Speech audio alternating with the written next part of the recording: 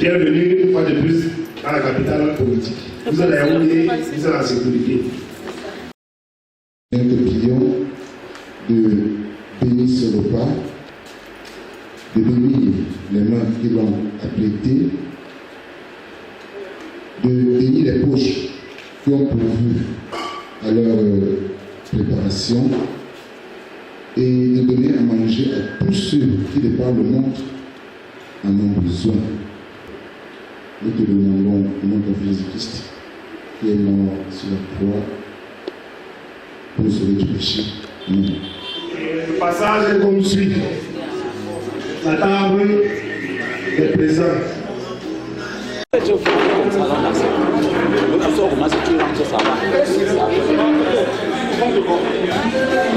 vous souhaite bon appétit et bon séjour à vous.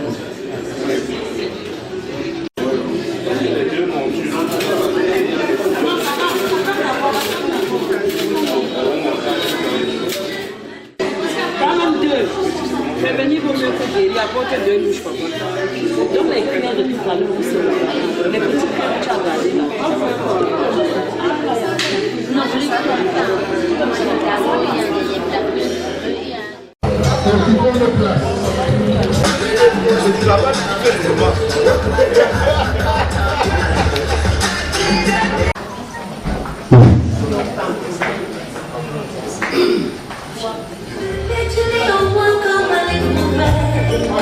j'ai douté à tort, je savais la nuit au cage.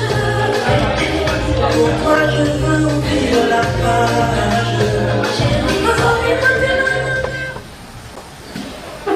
L'unité dans le cri, on fera la paix, ferons le méfait, sans nous bâtir la sommet, on règnera la paix, la règnera la paix. L'unité dans le Christ fera la paix du monde. Mes frères, unissons-nous pour bâtir la cité,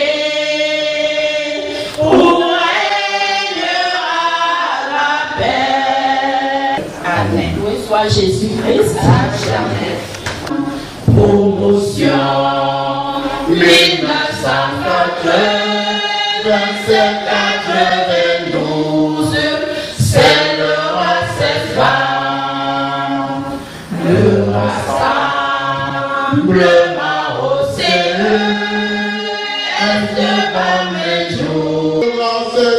Solidarité, c'est le service.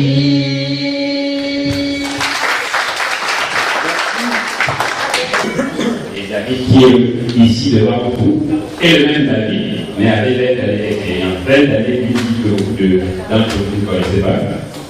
Parce que pour ceux qui m'ont connu au lycée au CS de Banéjo, en classe, c'était la classe de 6e avec Brigitte. On était dans la semaine sans Brigitte. Nous étions en 6e M5, une 6e très animée. Il y avait la 6e M1, M5. Et je suis allé en 5e M5. De la M5, je suis allé à 4e M2. Et je suis parti de. Quand nous sommes arrivés en 3e, avec sa société, nous avions le directeur Sassas Daniel qui est venu en 4e, nous le précède. Et directement, quand nous avons fini l'année en 3e, on souhaitait et on rêvait à la personne continuer le lycée. Parce que quand on était à Baméjou, quand on faisait le CS, quand tu passes la classe de 3e, c'était l'opportunité d'intervenir. Et par grâce, je vais dire par grâce, on a créé le lycée de Baméjou l'année suivante, directement nous sommes allés au lycée de Baméjou. Donc nous avons fait le CS et le lycée de Baméjou. Et parti de Baméjou, je suis rentré à l'école. J'ai continué à l'école, mais cette fois-là, j'ai pris l'école comme après ma baccalauréat, j'ai fait le BTS en ça va une formation de 2 années en information de gestion. Non, en maintenant cette formation professionnelle. Ensuite, j'ai fait le BTS information de gestion qui est déjà le faire. Ensuite, j'ai lancé une entreprise. Merci. Donc, en quelque sorte, les idées, c'est un peu comme les pensées qui nous amènent à penser à créer un projet. Donc, c'est le travail de ces idées-là qui peut nous conduire à soit la mise sur pied ou les études, et ainsi de suite. Donc, les idées d'abord. Donc, tout le monde a des idées. Réaliser pour arriver à ce niveau-là. Donc, ça me permet de sélectionner. Les objectifs là deviennent un cadre pour moi pour sélectionner tout ce que je vais faire. Évidemment, quand je les fixe, je fixe sur quel niveau? Je fixe les objectifs sur le plan social.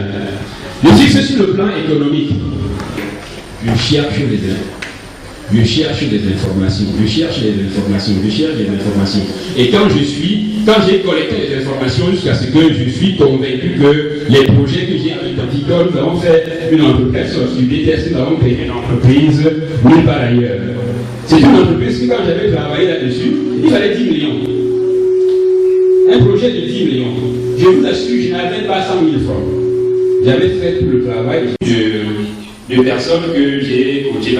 Pour ceux qui me suivent, et oui, j'organise beaucoup de séminaires dans l'entrepreneuriat, ainsi de suite. Beaucoup de personnes qui sont venues me rencontrer depuis l'idée de créer des entreprises, ainsi de suite, tout. Quand je pose 10 questions, je dis que attends, même si c'est ta maman qui a l'argent, elle va te donner. L'idée est peut-être bien, mais tu n'as pas bien maturé l'idée. Le travail à faire quand on a un projet, quand vous l'avez, ce n'est même pas l'argent, c'est la... Je suis même allé, mon premier voyage à Paris, ça a été financé par un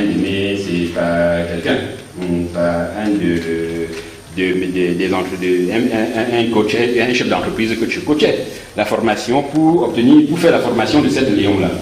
Je l'ai fait à un projet, parce que si vous prenez l'argent, le projet que vous allez réaliser, ça vous si vous ne le réalisez pas après, si ce n'est pas vraiment pertinent, ça va vous créer des problèmes. Il y a beaucoup de risques.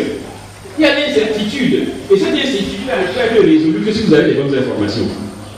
Dans la demande exposée, ça correspondait à ce que les gens voulaient sur le marché. Donc les études sont très intéressantes. C'est pour ça que les multinationales, ils sont toujours constamment en train de faire des études. Là, c'est clair, ça ne montre pas la science. Donc là, c'est clair, quand on a analysé, ce sera quelques chers facteurs. Il y a beaucoup d'autres facteurs, parmi lesquels les détournements. L'un des facteurs très intéressants, c'est les détournements. Et quand bien dit qu'il va faire tel plan, on a voulu l'aller emmener, il va faire autre chose. N'oubliez pas qu'en tant qu'être humain, nous sommes les premiers détourneurs, donc en nature. Donc tant qu'il n'y a pas de discipline, nous mettons dans détourner le projet. Donc c'est pour ça que quand on a un projet, on doit être strict sur beaucoup de choses. Il y a des mécanismes qu'on met en place pour se rassurer, comme c'est des incertitudes. C'est parce qu'on connaissait déjà là, si on ne le fait pas, ça va. Vous voulez construire une maison. Le technicien a bien fait le devis. Vous commencez à acheter des choses, on passe le terrain. Même la même personne qui avait dit le dollar commence à réduire le dollar. Donc s'il n'y a pas de mécanisme de contrôle, et ainsi de suite, le projet ne sera pas ce qui a été prévu, et ce sera un facteur d'échec. Donc il y a plusieurs autres facteurs qui peuvent le manque de ressources, le manque de personnel, le fait d'avoir pris des personnes qui ne sont pas qualifiées pour la méthode de gestion peut ne pas être la bonne. On peut avoir tous ces éléments-là, mais on utilise une mauvaise méthode et à ce moment-là, le projet ne va pas réussir. On utilise une méthode là où il ne faut pas. Il y a par exemple beaucoup de personnes qui font des gros investissements. Vous construisez des immeubles. Et quand il a fini le gros œuvre, avant qu'il se rende compte que le gros œuvre représente 40% des coûts de l'immeuble, il n'a plus d'argent. Il a utilisé une mauvaise méthode. Et si vous allez par exemple à Douala, vous allez voir par exemple le Djega Palace. Ils ont utilisé une bonne méthode. Vous voyez qu'on n'est pas déjà là depuis 3 ans, n'est-ce pas? Donc ils utilisent ce qu'on appelle la méthode agile. Vous dites que si j'ai un immeuble de 10 niveaux là, à faire, avant de faire les finitions. Ça, c'est trop risqué. Donc, avec la méthode agile, c'est de dire non, ce que j'ai déjà commencé à faire là, il faut que ce soit déjà rentable. Donc, vous allez voir beaucoup de personnes aujourd'hui, quand on n'attend pas la fin avant de commencer à exploiter. Donc, c'est une méthode de gestion des risques pour éviter un certain nombre de choses. Merci beaucoup. Bonsoir à tous.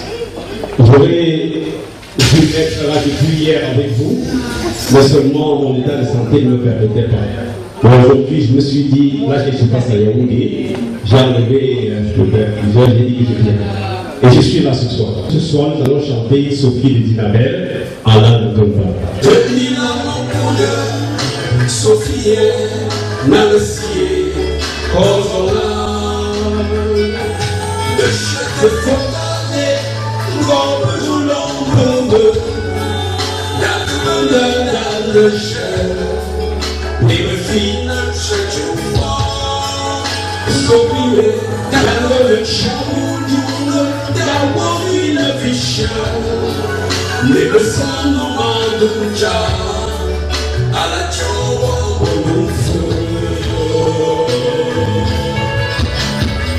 oh, mananga, go twana, kemasina, go twana.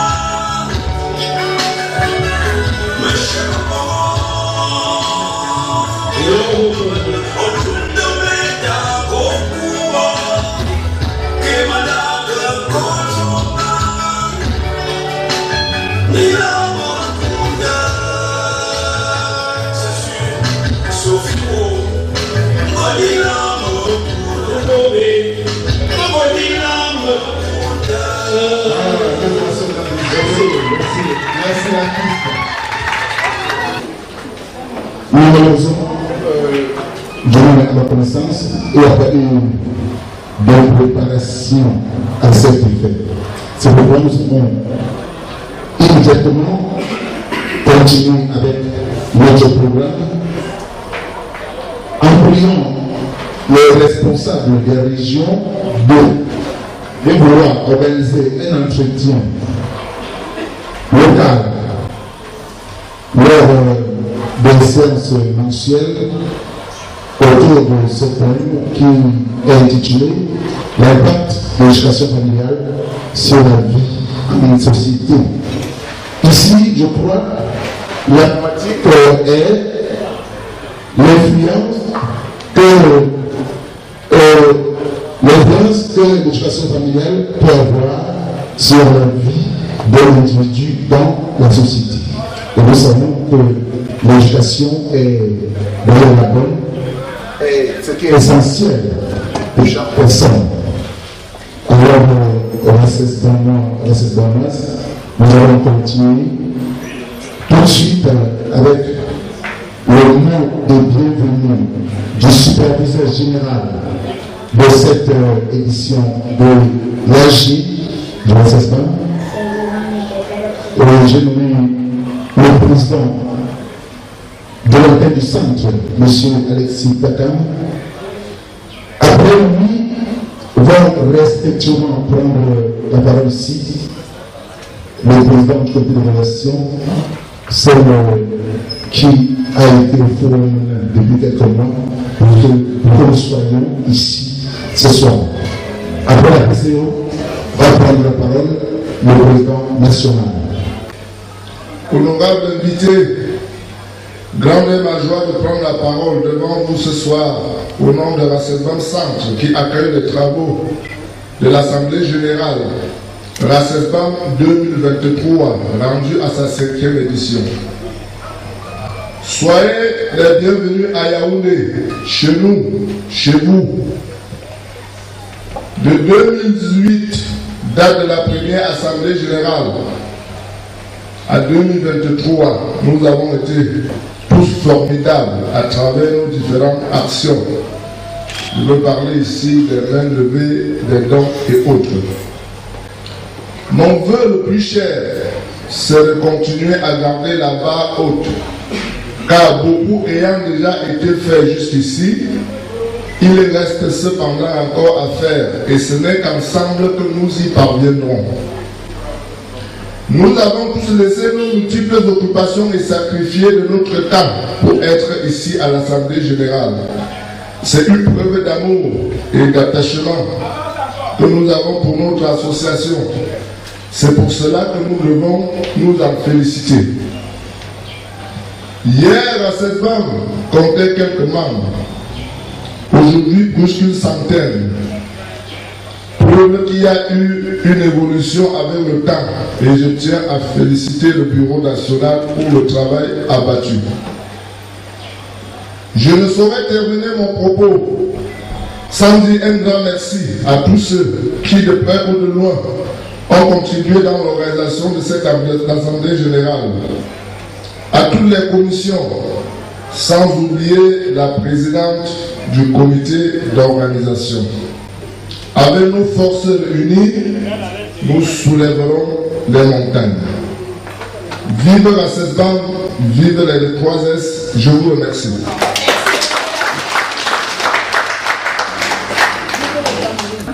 Il y a un honneur tout aussi grand que de pouvoir prendre la parole parmi vous. J'ai la ferme conviction, comme après chaque année, période pendant laquelle nous tenons habituellement notre AG, que nous prendrons plaisir à échanger, discuter et à débattre des sujets tout aussi pertinents qu'instructifs. C'est certain qu'il en sortira des résolutions réfléchies et détaillées. C'est certain que nous sortirons d'ici avec un nouveau bureau qui conduira le destin de notre RACESBAM pour les 2 prochaines années. J'espère aussi que nous saurons l'accueillir avec joie pour faire des éducations positives. Ce congrès sera historique car vous aurez remarqué des thèmes particuliers, entre autres l'impact de l'éducation familiale sur la qualité de vie en société, les astuces pour réussir la réalisation d'un projet économique. Ce mini-séminaire tout aussi flatteur, d'autant plus que nous appartenons à un monde un peu compliqué où l'individualisme semble être la règle. Nous sortons ainsi du lot avec des idées révolutionnaires pouvant nous permettre de trouver un bien-être ou s'imbuer par voie de conséquence la grandeur de notre association. Ce week-end, comme vous, je suppose, j'ai été marqué par les élans de tous les membres qui, comme un seul homme, ont brillé par leur présence pour la réussite de cette AG et qui témoignent la volonté d'être ensemble, agir ensemble. C'est bien là le sens de ce combat. C'est cette envie farouche de nous réunir pour tout simplement être bien. Que la solidarité nous habite ce soir. Que la sincérité règne et que le service soit notre quotidien pour que vivent les 3S. Je vous remercie.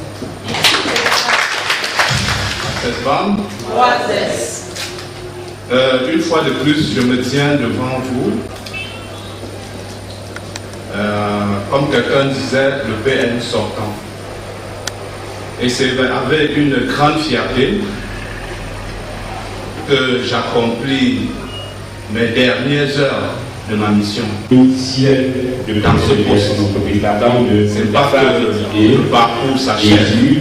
On a beaucoup de choses création et lancement de notre pays. On a posé les fondations de quelque chose, d'un édifice, et on se doit de construire cela comme on le fait depuis le début.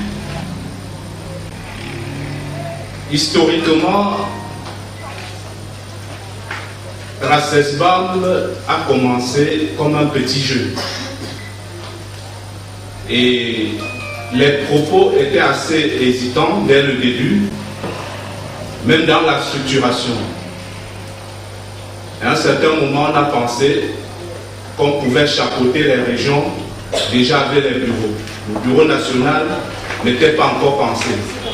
Au niveau national, on avait le fondateur. Et on a donc commencé avec les bureaux régionaux. Ça a fait son parcours et le moment est venu où il fallait passer à la vitesse supérieure. On a tous ensemble monté les textes et mettre sur pied un bureau national qui a fait son parcours en 2 mandats, c'est-à-dire 2 ans fois 2. Et aujourd'hui, on est en train de faire le bilan de ces 4 ans. Chacun peut faire son bilan. Et comme je disais tantôt, à voir là où on a commencé et où on se trouve aujourd'hui, on a fait des avancées remarquables. Et on doit cela pas seulement à nous, membres du bureau, mais à nous tous. Chacun a mis la main à la pâte. Que ce soit dans les régions avec les bureaux régionaux et même individuellement chaque membre. Et c'est ça qui fait ma fierté. Je dépose le tablier vraiment avec cette fierté-là parce que la promesse des fleurs n'a pas donné autre chose que des meilleurs fruits. Et la relève est assurée. C'est sans crainte. Nous avons, dans ce bureau national, beaucoup rêvé. Et on dit souvent, il faut rêver grand pour réaliser les moindres. Et nous sommes contents parce qu'on a pu réaliser les moindres. Et on passe le témoin à une équipe qui va nous permettre de réaliser plus grand. Parce qu'on a des ressources. La preuve en est que on a eu 2 passages ici et tout le monde peut constater que RACESBAM renferme des ressources. David qui a présenté,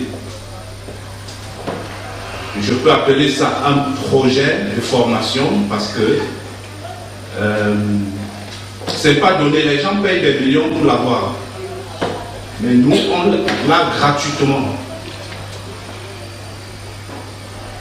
Il y a Simon qui vient de prester là. C'est un artiste aujourd'hui de renommée nationale, voire internationale, parce qu'on l'écoute partout. Vous allez voir ses spots dans tous les forages, partout. Et a dit qu'il est à RACESBAM. Beaucoup ne vont même pas vous croire. C'est ça qu'on a comme ressource et c'est un rêve qu'il faut réaliser. Il faut matérialiser ça à RACESBAM et c'est le rêve de l'équipe sortante. Il faut que l'équipe qui arrive, nous, avec ce que nous on a vécu et nous constatons, nous puissions soutenir cette équipe-là pour réaliser cela. David, on l'a découvert aujourd'hui parce qu'on dit que, en fait, le métier déforme les personnes. Il est dans son métier. Et même quand il intervient au forum, vous avez constaté toujours qu'il c'est pas d'une manière, il est canalisé dans son métier. Et c'est un point qu'il faut profiter.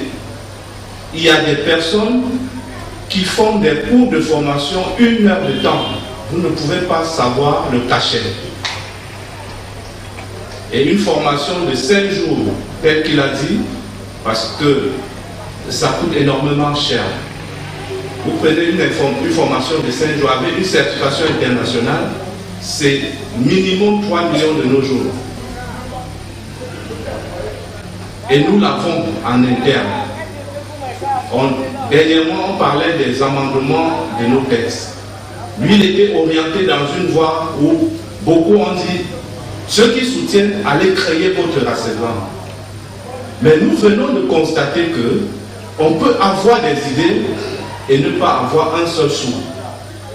Le projet peut coûter 10 millions, on n'a pas un seul sou et on les réunit parce qu'on a des personnes qui ont cet argent dans leur poche. Mais il faut que le projet soit porteur. Il faut que vous ayez des arguments pour convaincre ces personnes. Et c'est ça aujourd'hui le rêve de Rassemblement. On a commencé, nous on a pris le rêve avec, je crois, 42 ou 43 personnes. Je parle sous le contrôle du censeur national. Aujourd'hui, on est à plus de 100 membres. Pourquoi ne pas profiter de cette masse?